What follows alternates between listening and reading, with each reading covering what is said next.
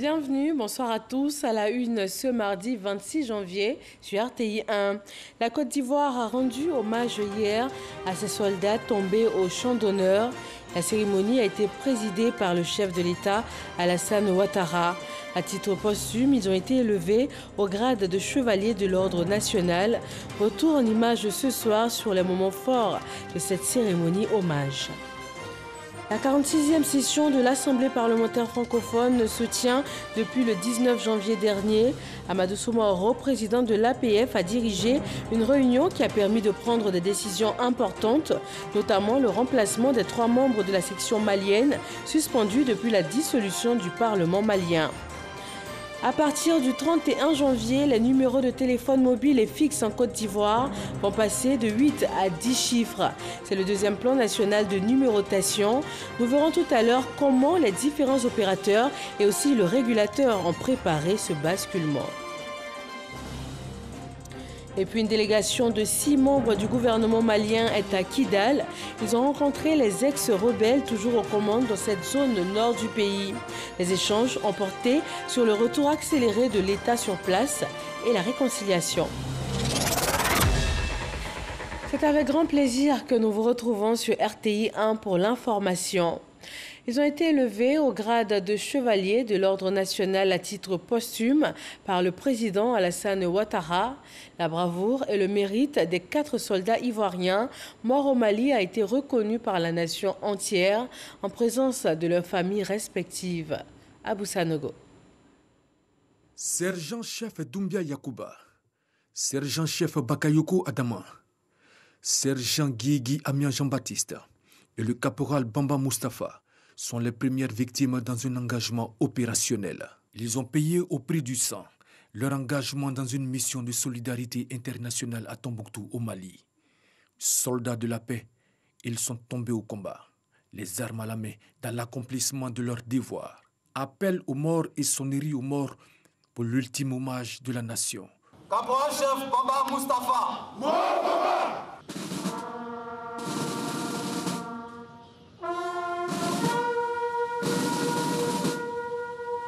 Issus de l'armée des terres et des forces spéciales, ces 4 militaires ont reçu les hommages de la nation en présence du président de la République Alassane Ouattara, chef suprême des armées à la place d'armes, général de corps d'armée Ouattara Paul Thomas Dakin, lieu symbole de l'armée. Le chef de l'État, Alassane Ouattara, va s'incliner devant leurs dépouilles. Et ils ont perdu la vie dans l'attaque perpétrée contre une patrouille des militaires ivoiriens en mission dans le cadre de la MINUSMA, le mercredi 13 janvier dernier. Ce jour-là, une colonne de blindés du bataillon d'infanterie ivoirien engagée au sein de la MINUSMA mène une mission de reconnaissance. Partie de Tombouctou la veille, la colonne doit rallier la localité de Bambara Maoudé, située 120 km plus au sud. 15 km avant cette destination, les blindés sont engagés sur une piste graveleuse. Il est un peu plus de 12h30 lorsqu'une détonation déchire le grand silence du désert en cet après-midi. Le blindé de tête vient de sauter sur un engin explosif improvisé. Puis suivre des rafales d'armes automatiques. Les soldats se déploient et engagent tous leurs moyens. L'affrontement est particulièrement violent face à un ennemi en embuscade et dissimulé dans les aspérités du relief. Au bout de 30 minutes, la riposte s'intensifie et l'adversaire est mis en déroute. Tout de suite après, l'attention se porte sur l'engin blindé atteint. Un mort est retiré des décombres. Il s'agit du caporal Bamba Mustapha des forces spéciales, tireur de l'engin blindé, debout à son poste de tir au moment de l'attaque. Avec lui, 6 blessés sur les 8 autres membres de l'équipage. Ils sont tombés en véritables héros. Héros du jour, votre sang versé restera le ferment de notre motivation. Vous êtes nos premiers morts au combat, en opération extérieure, et nous saurons nous en montrer dignes. Bakayoko Adama, va en paix. Va te reposer. Tu as accompli ton devoir. Ne t'inquiète pas pour tes 2 derniers enfants. Adama, 4 ans, et Madoussou, 6 mois. Nous serons là pour leur indiquer le chemin qui a été le tien. À Madoussou, qui n'aura pas eu le temps de te connaître, nous compterons ton histoire. Doumbia Yakuba, à tes enfants, Ibrahim, 1 an 7 mois et Ismaël 4 mois, qui ne comprennent certainement pas tout le remue-ménage de ces derniers jours autour d'eux. Nous leur dirons que leur père est un héros. Tu peux t'en aller. Diegui Armand, ton épouse et ton fils sont pour l'heure inconsolables, inquiets des lendemains devant le grand vide que tu laisses. Je te promets qu'ils ne seront pas seuls. Merci pour le service rendu. Il est maintenant l'heure de la pause pour toi. Bamba Mustapha, ta mère est là, la tête relevée, le regard droit, devant tous les honneurs qui te sont faits. Quel digne fils tu es. Même dans la douleur, tu as su lui redonner de la fierté. Et ils ont été élevés au grade de chevalier de l'ordre national et promus au grade supérieur à titre posthume par le Premier ministre, ministre de la Défense Ahmed Bakayoko. Puis arrive le moment de la séparation, la remise de dépouilles aux familles, ainsi que du drapeau national et des attributs en souvenir des services rendus par les défunts aux armées, à la Côte d'Ivoire et à l'Organisation des Nations Unies. Les esprits meurtris, le corps très abattu, les parents des défunts inconsolables, anéantis par la douleur et le chagrin, ont du mal à dissimuler leur peine. Ils sont réconfortés ici par le président de la République, Alassane Ouattara. Les porteurs, leurs frais d'armes, au nombre de 32, dont 24 pour les cercueils, 4 pour les portraits et 4 pour les coiffures et autres attributs, vont au pas cadencé procéder au retrait des dépouilles. La 46e session de l'Assemblée parlementaire francophone se tient depuis le 19 janvier dernier. Le président de l'institution a dirigé hier lundi une réunion par visioconférence en raison de la pandémie de Covid-19 et des mesures arrêtées dans ce reportage réalisé par Aboulaye Koné. Le secrétaire général Sous la présidence d'Amadou Soumaoro, président de l'Assemblée parlementaire de la francophonie, le bureau de l'institution qui s'est réuni par visioconférence avait plusieurs points à l'ordre du jour. Pendant 4 heures d'horloge, d'importantes mesures ont été prises, à savoir le remplacement des 3 membres de la section malienne, suspendus suite à la dissolution du Parlement malien le 19 août 2020, et leur remplacement par des membres de la section Afrique en attendant la prochaine élection législative dans ce pays prévue pour 2022. La composition de l'Assemblée sera ensuite soumise à la plénière pour avis favorable.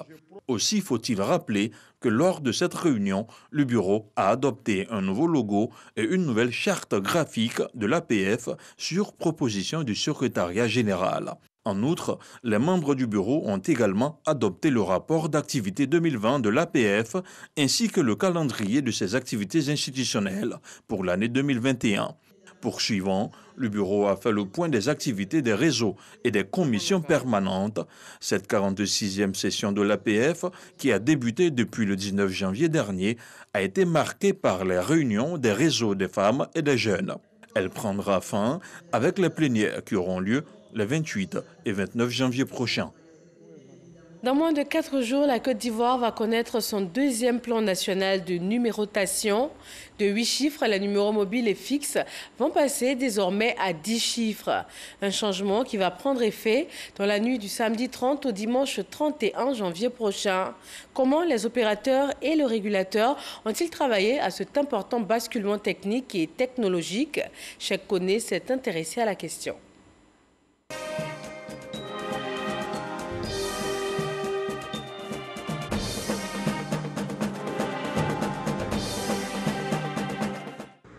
Le voile de la nuit est tombé sur la ville. Les rues de la commune de Marcory sont désertes. Il est minuit passé de quelques minutes ce dimanche. Nous sommes ici en zone 4 au centre technologique d'un des 3 opérateurs de téléphonie mobile. On peut commencer normalement à faire des tests de vente, donc à partir de DVD, de faire des tests aussi sur Mobile Money, CRBT. Est-ce qu'on peut commencer directement les tests? Tout à fait. Ce soir, c'est l'avant-dernier, Dry Round, en temps des simulations, avant le grand basculement dans le processus de numérotation. La tension est vive et perceptible. Techniciens et analystes sont tous devant leur écran et moniteur. Une dernière fois, ils vérifient que le secteur qui leur est attribué est prêt.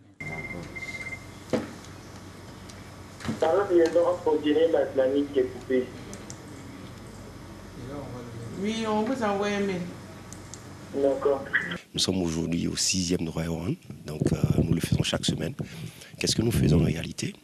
Nous reprenons toute la base de notre abonné, nous essayons de mettre sur un nouveau système et on essaie de simuler justement tout ce qui va se faire comme appels, SMS et d'autres opérations de type ce qu'on appelle les services à valeur ajoutée. Et depuis que nous le faisons, à chaque fois nous sentons que nous avons des progrès. Aujourd'hui nous sommes à 99,99% de succès. Voilà plus de 8 mois que les horaires de travail des techniciens de cet opérateur sont bouleversés. Tous les week-ends, entre minuit et 6 heures du matin, des tests de simulation de ce genre se tiennent sur tout le réseau avec une soixantaine de techniciens.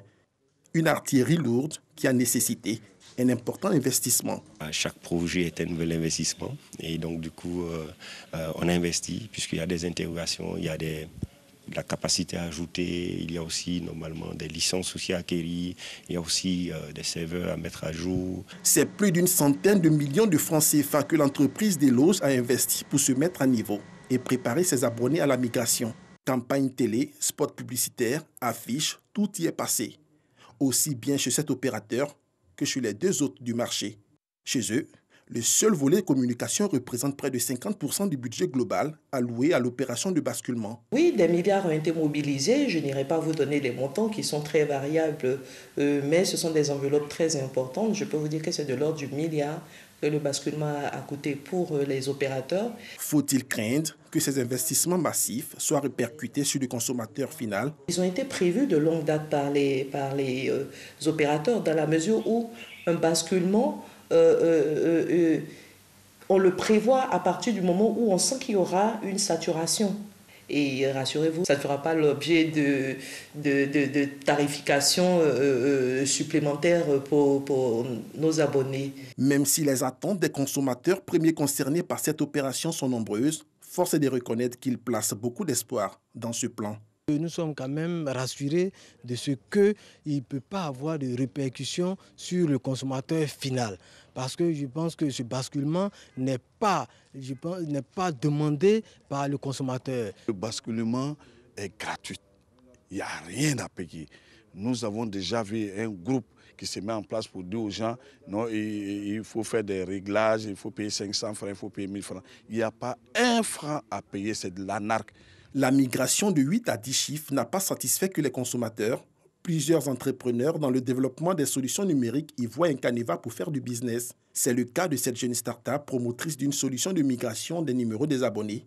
Malheureusement, elle a été sommée par l'autorité de régulation des télécommunications, ARTCI, de retirer son application. On a eu à travailler la solution, nous avons pu essayer de déployer, nous avons déployé une version déjà en ligne. Nous permettons aux gens de pouvoir l'installer, de télécharger, mais nous avons juste fermé pour ne pas permettre aux gens de pouvoir faire maintenant le basculement, le temps qu'on soit en conformité et remplir certaines conditions avec l'ARTCI. Sur la question, la RTCI s'est dit ouverte à toute proposition respectant sa procédure de validation. Nous leur avons dit simplement de faire valider leur application. Vous savez qu'un développeur, je ne dis pas que c'est le cas, mais un développeur peut récupérer vos données.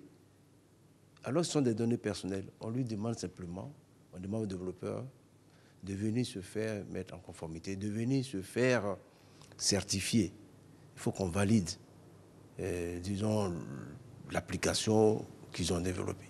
C'est une très bonne chose, on les encourage d'ailleurs, mais on veut valider, ça ne prend pas du temps. En 2000, lors du premier basculement qui a vu le passage de 6 à 8 chiffres, un important bug a dérangé tout le réseau téléphonique en Côte d'Ivoire. Pour cette seconde opération, 20 ans plus tard, les opérateurs disent avoir pris toutes les dispositions pour parer à toute éventualité, surtout que les enjeux de ce basculement en 2021 sont énormes. Il s'agit entre autres de préparer tout le système de télécommunications pour être à niveau des évolutions technologiques, mais surtout améliorer la qualité du service.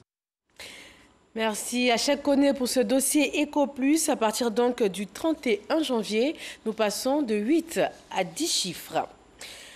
Relance, renouveau, résilience, la douane au service d'une chaîne logistique durable. Ce slogan est celui des douanes ivoiriennes. Ce 26 janvier marque la journée mondiale des douanes.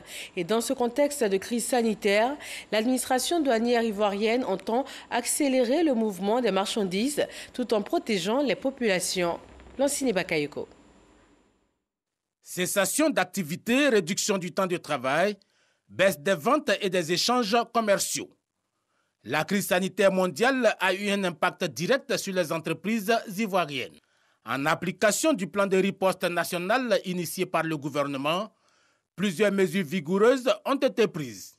Il s'agit de mesures visant à faciliter le mouvement rapide des envois, traduites principalement par la main-levée immédiate des marchandises de première nécessité importées, la dématérialisation accrue des procédures de dédouanement en vue de réduire au maximum les délais de traitement, des mesures de soutien à l'économie, concrétisées par des exonérations des droits et taxes de douane, l'annulation totale des frais de dépôt sur les biens contribuant à la lutte contre la pandémie. Ces exonérations et autres annulations fiscales ont certes permis d'éviter la banqueroute à beaucoup d'entreprises, mais elles ont provoqué un manque à gagner considérable pour le trésor public. Aujourd'hui, avec l'apparition de nouveaux variants du virus, c'est désormais la stabilité économique qui se trouve menacée. Il devient donc urgent pour les douanes de doper le plan de riposte sanitaire, mais aussi d'intégrer fortement un volet relance de l'économie. Cette relance passe par l'accélération des mouvements de marchandises, y compris les fournitures médicales et les biens essentiels. Il s'agira ainsi, pour l'administration des douanes ivoiriennes, d'intensifier les initiatives en faveur de la consolidation de la chaîne logistique à travers la digitalisation accrue et de ses procédures douanières, de promouvoir des valeurs éthiques en s'engageant en faveur de la diversité et de l'inclusion. À l'issue de cette journée mondiale des douanes, 7 dirigeants de l'administration ivoirienne ont été récompensés pour leur engagement à faire face aux effets de la pandémie et leur acharnement à accroître les performances des douanes ivoiriennes. Une autre journée célébrée à l'échelle mondiale, celle de l'éducation. Le bureau de l'UNESCO a présenté son rapport mondial 2020 sur le suivi de l'éducation. Il s'agit de mettre l'accent sur les engagements et actions des gouvernements et souligner l'importance de garantir à chacun un droit égal vers une éducation de qualité. Sephora Zegui. Les effets de la COVID-19 se font sentir dans l'éducation dans le monde entier. 1,5 milliard d'élèves sont restés à la maison en 2020 du fait de cette pandémie. Ces chiffres sont extraits du rapport mondial 2020 sur le suivi de l'éducation publié par l'UNESCO à l'occasion de la Journée internationale de l'éducation. Anne Lemestre, son représentant résident, invite les gouvernants à plus d'engagement dans l'éducation. L'éducation doit être mieux financée. Je crois qu'il y a une prise de conscience mondiale à ce sujet. C'est un bon signe. Mais elle doit être aussi mieux repensée. L'intégration des TIC dans l'éducation est devenue nécessaire, je dirais même voire incontournable. Selon le même rapport, 40% des pays les plus pauvres n'ont pas pu soutenir l'école face à cette crise sanitaire. La Côte d'Ivoire, quant à elle, a fait un bond pour maintenir les élèves à l'école. Kandia Kamara, la ministre de tutelle, prend acte des recommandations de l'UNESCO avant d'égrener le chapelet des actions menées par le gouvernement en faveur de l'éducation. La décision de fermer les établissements scolaires pendant 2 mois a été assortie d'un processus palliatif de mise à disposition de cours à distance. Au travers donc de diverses plateformes, aussi bien audiovisuelles que numériques, la flamme des enseignements et des apprentissages a été maintenue. Les apprenants, à défaut de cours en présentiel, ont continué de recevoir les enseignements en fonction du programme en vigueur au sein de leur niveau d'études respectifs. Les stratégies d'urgence mises en œuvre par nos services compétents nous ont permis d'atteindre l'achèvement des programmes et l'organisation efficiente des examens à grand tirage et des examens et concours pédagogiques, évitant ainsi une année blanche. Relancer et redynamiser l'éducation pour la génération COVID-19, c'est le thème de cette année. À travers ce thème, l'UNESCO pense que c'est le moment de faire progresser l'éducation en intensifiant la collaboration et la solidarité internationale.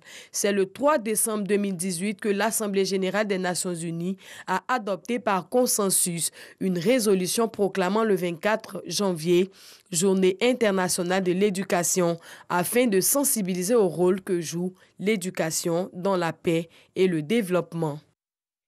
Pour éviter le coronavirus, il faut respecter les mesures barrières, porter notamment le masque pour se protéger et protéger nos proches.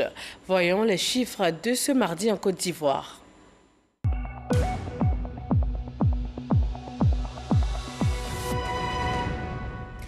Le pays enregistre ce 26 janvier 141 nouveaux cas de Covid-19, 196 personnes guéries et un décès. La Côte d'Ivoire compte donc en tout 1894 cas actifs à ce jour. Le centre de santé urbain de la sous-préfecture de Crégbé dans le département d'Ara vient de recevoir une ambulance médicalisée. Les évacuations sanitaires pourront désormais se faire dans les meilleures conditions. Hermaniamia. Une ambulance médicalisée flambant neuve pour le centre de santé urbain de Crégbé. C'est un don de Mathias Nguessa Ondion, opérateur économique et fils du département d'Ara. Ce geste est un véritable soulagement pour la population qui éprouvait du mal à évacuer les malades depuis que la seule ambulance dont dispose le centre de santé n'est plus opérationnelle. Merci pour ce geste pour la sous-préfecture de Crégbé et pour la ville de Crégbé. Cette initiative de haute portée sociale est à saluer à plus de titres, dans la mesure où ce véhicule flambant neuf va à n'en point douter sauver des vies. Outre cette ambulance flambant neuve, le donateur a indiqué qu'il a en projet d'autres actions pour améliorer le quotidien des populations de cette localité. Il existe d'autres besoins chez nous ici à Crégbé. En outre, la disponibilité d'eau potable à Crégbé, le reprofilage des voies Kwasi-Kro à Kokro, Kwasi-Kro Mindagro, Kwasi-Kro Aérobo, la réfection, la toiture de l'EPP2, l'éducation de Boabo, l'installation de 50 jeunes dans les fermes. Tous ces besoins sont en traitement. Parrain de cette cérémonie, l'inspecteur général d'État Théophile Awandoli n'a pas manqué de traduire sa reconnaissance à Mathias Aongion pour ses nombreuses actions au profit des populations de la région du Moronou. Il a invité les populations à utiliser de façon efficiente cette ambulance afin qu'elle contribue à sauver des vies.